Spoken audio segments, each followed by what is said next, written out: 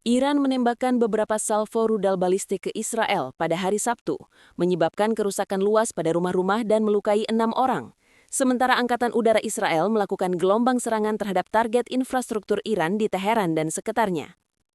Melansir Times of Israel, serangan itu terjadi ketika militer AS terus maju pada hari Sabtu dalam pencarian panik untuk seorang pilot yang hilang setelah Iran menembak jatuh pesawat tempur Amerika. Sementara Iran meminta orang-orang untuk menyerahkan pilot tersebut menjanjikan hadiah.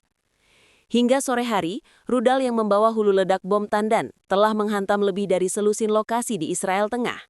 Tak lama setelah pukul 1 dini hari, sebuah rudal balistik yang membawa hulu ledak konvensional seberat beberapa ratus kilogram menghantam zona industri Neot Hovav, selatan Beersheba, memicu kebakaran. Setelah tiba di lokasi kejadian, petugas pemadam kebakaran mendeteksi kebakaran dan sedang berupaya memadamkan api dan melakukan pencarian. Hingga saat ini, tidak ada korban luka yang diketahui dan tidak ada keterlibatan bahan berbahaya yang teridentifikasi, kata Dinas Pemadam Kebakaran dan Penyelamatan dalam sebuah pernyataan. 1 jam kemudian, Iran menembakkan rudal balistik yang membawa hulu ledak bom tandan ke Israel Tengah.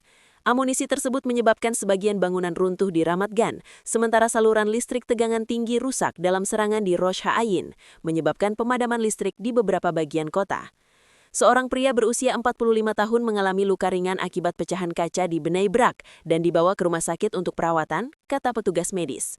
2 sub amunisi klaster juga menghantam dekat markas besar IDF Kiria di Tel Aviv. Kerusakan terjadi pada tempat parkir di sebelah pangkalan, tidak ada korban luka. Setelah jeda selama 10 jam, salvo rudal balistik kedua ditembakkan ke Israel Tengah, juga berisi amunisi klaster yang menyebarkan bom-bom kecil secara sembarangan di area tersebut. Serangan itu menyebabkan kerusakan parah pada bangunan tempat tinggal di kota-kota tengah Bnei Brak dan Ramat Gan. Bom-bom kecil juga menghantam Tel Aviv dan Petah Tikvah, menyebabkan kerusakan pada jalan dan mobil. 4 orang mengalami luka ringan dalam serangan itu. Magen David Adom mengatakan seorang pria berusia 24 tahun menderita menghirup asap, 2 pria berusia 20-an terkena pecahan kaca, dan seorang pria lainnya terluka akibat ledakan. Ledakan dari rudal Iran lain yang membawa hulu ledak bom klaster yang ditembakkan ke Israel Tengah pada Sabtu sore, melukai seorang pria berusia 52 tahun.